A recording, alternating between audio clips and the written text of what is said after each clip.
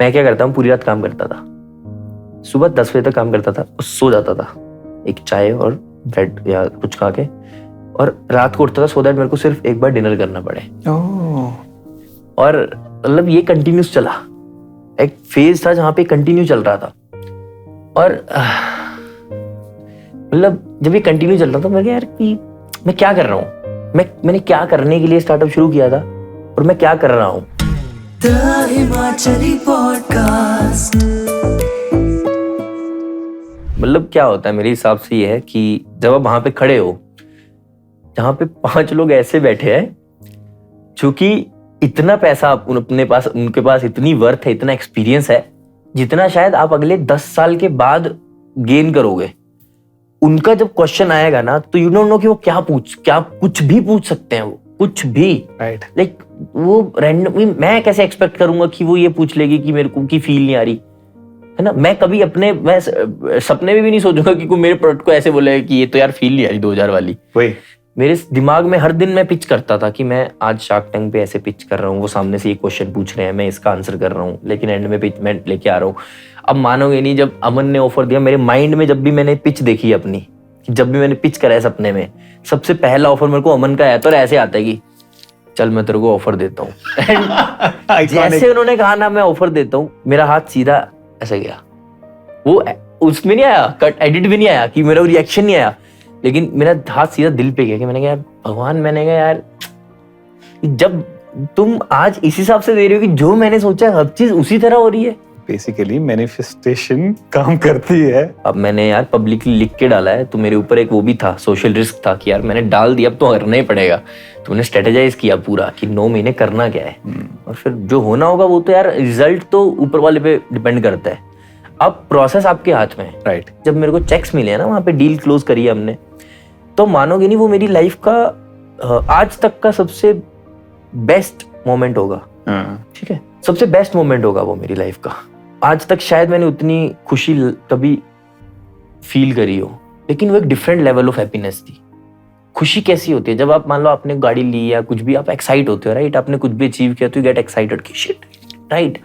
We are that generation, even our past generation जब भी कुछ अचीव करते तो खुश होते थे, है ना, हंसते थे। मेरा कोई रिएक्शन नहीं था उस चीज पे यार। I had no reaction. मैं चेक पकड़े एंड कि यू डिड इट। जिस चीज के लिए तू, मतलब मैं आपको एक इंसिडेंट बताना चाहता हूँ। उस पर जर्नी जब मैंने शुरू करी थी, मतलब स्टार्टअप शुरू किया था 2021 में, तो ये मैंने कहीं शेयर नहीं किया है, like first time sharing on any podcast. तो मैंने स्टार्टअप शुरू किया था तो 3 महीने में ही समझ आ गया था कि कुछ नहीं बन रहा, और सोसाइटी का बहुत प्रेशर आ गया था, बिकॉज हम गांव में थे। गांव में मतलब आंटियां ना मेरे मम्मी की दुकान पे आके कहती थी क्या लड़के ने नौकरी छोड़ दी है, स्टार्टअप कर रहा है, क्या हो जाएगा इससे, ऐसे बहुत सारी चीजें। मेरे घर वालों ने कभी मेरे को प्रेशर नहीं किया, never, even they don't know this story. मेरे को बताती थी मम्मा कि यार आज वो आई थी, ऐसे बात कर रही थी, कि मैंने उसको तो मैंने बोल दिया कि वो कर लेगा, हमें भरोसा है। लेकिन मेरे अंदर ऐसा रहता था कि यार कि ये लोग, मेरी घर वालों को मेरी वजह से सुनना पड़ रहा है, राइट, कि मैंने एक ऐसा डिसीजन ले लिया शायद गलत है। मेरे को मेरे घर में 10 लोग हैं और मैं 10 लोगों के घर में अकेला फील करता था उस टाइम पर, कि यार मतलब फेलियर जो फीलिंग होती है ना बहुत गलत होती है, भगवान करे किसी को ना आए। उससे भी बड़ी बुरी फीलिंग ये होती है कि आप अपने पेरेंट्स के सामने जब फेल करते हो। मेरे को अपना घर बहुत पसंद है, गाँव उससे ज़्यादा पसंद है, मैं अपने गाँव से दूर नहीं रह सकता। लेकिन दैट डे आई डिसाइडेड कि मेरे को घर छोड़ना पड़ेगा, वो मैंने घर छोड़ दिया। I went back to Chennai, मैं चेन्नई वापस चला गया। ओवरनाइट सक्सेस सबको दिखती है लेकिन पीछे का it's a result of those days. तो मैं चेन्नई चला गया, और चेन्नई में कुछ स्टार्टिंग के जो डेज थे मैंने घर से कुछ नहीं लिया था। मैंने कहा कि वहाँ पे मेरे को SRM वाले मेरे को पैसा दे रहे हैं और ऑफिस भी दे रहे हैं, कुछ भी नहीं था। I had no plan, I just wanted to leave that place. कि हो गया मेरा कि मैं शायद यहाँ पे नहीं रह पाऊंगा, अगर मैं रहा तो कुछ गलत होगा। मैं निकल आया वहाँ से, came back to Chennai. Chennai में आया, दोस्त के यहाँ पे रुका फिलहाल 1-2 दिन के लिए, देन फ्लैट लिया, दोस्तों से ही उधार लेके रेंट दिया। मतलब मैं अगर एक फ़ोन करता मेरे पापा 1 लाख डाल सकते थे, एक फ़ोन करता मम्मी 40-50 हज़ार डाल देती। लेकिन मेरे माइंड में ये चीज़ थी कि यार मेरे पापा, मतलब हमारे पास खाने को तब नहीं होता था बचपन में। वहाँ से मेरे मम्मी पापा ने मेहनत करी खुद, उन्होंने सब टफ टाइम्स देखे। मेरे को याद है मेरी मम्मी कहती है कि हम मतलब बचपन में ऐसे टाइम थे कि हाथ में चूड़ियाँ पहनने के लिए चूड़ियाँ नहीं थी, तो वो ऐसे धागे पहना करती थी मेरी मम्मी। पैसे ही नहीं होते थे यार, चूड़ी के लिए भी 1 रुपया तक नहीं था, ऐसी हालत थी। तो वहां से उठ के वो वहां पे आए कि मैं 30 लाख एक कॉलेज में पे करके पढ़ सकता हूँ। तो उन्होंने जो टाइम देखे यार, उनके पास भी तो नहीं था ना कोई। तो मैंने कहा यार शायद ये जो बात है मैंने खुद चूज किया, राइट। तो इसके साथ जो स्ट्रगल आएगा वो मेरा होगा।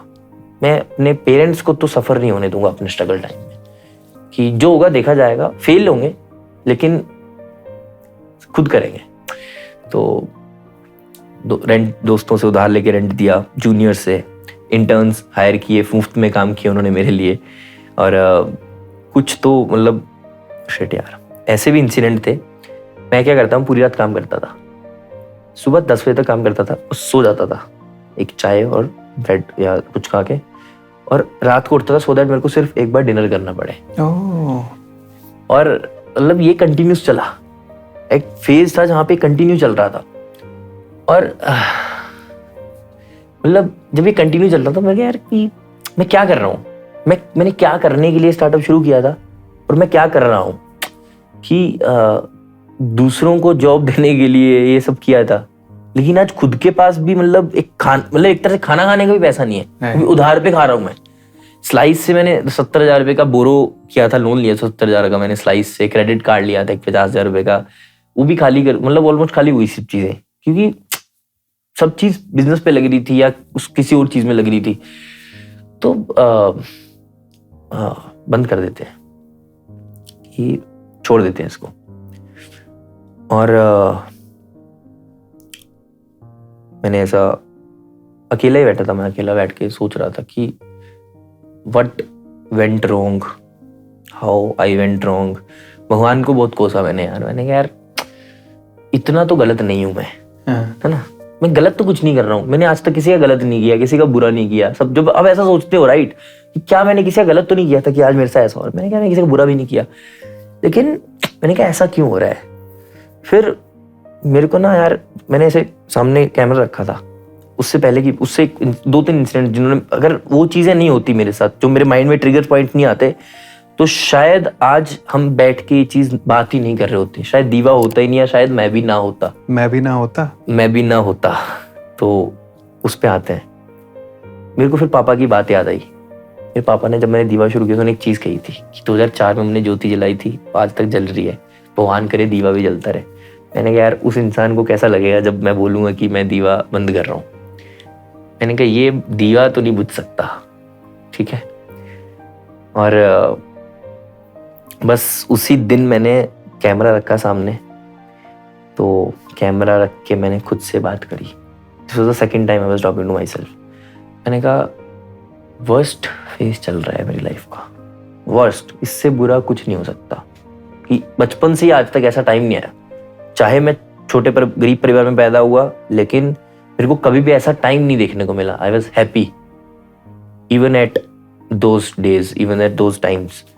आज कुछ बहुत ही गलत है, जमीन से भी नीचे हूं मैं, इससे नीचे जा ही नहीं सकता, कुछ है ही नहीं बचा हुआ।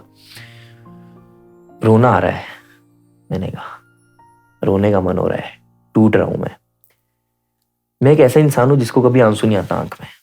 मेरे को बहुत रेयर सिनेरियो होगा कि मेरी आंखों में आंसू आया होगा। मैं ग्रैंड पेरेंट्स के बहुत क्लोज था, जब मेरे ग्रैंड पेरेंट्स की डेथ हुई मैं तब भी नहीं रोया, आंख में आंसू नहीं आया। अंदर से मैं बहुत रोता हूँ लेकिन आंसू कभी नहीं आया, आज तक नहीं आया। मेरे पापा ने मेरे को सिखाया ऐसा बचपन से कि मेरे पापा कभी नहीं रोते और मैं कभी नहीं रोता।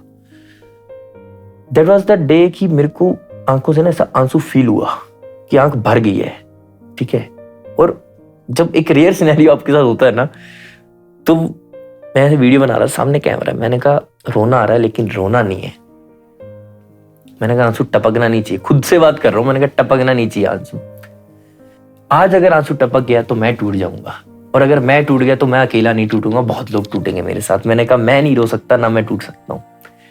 मैंने कहा दिन आएगा जिस दिन मैं रोऊंगा, लेकिन तब रोऊंगा जब कुछ उखाड़ा होगा। उससे पहले मेरी आंख से आंसू आ जाएगा, मैं ऐसा नहीं होने दूंगा।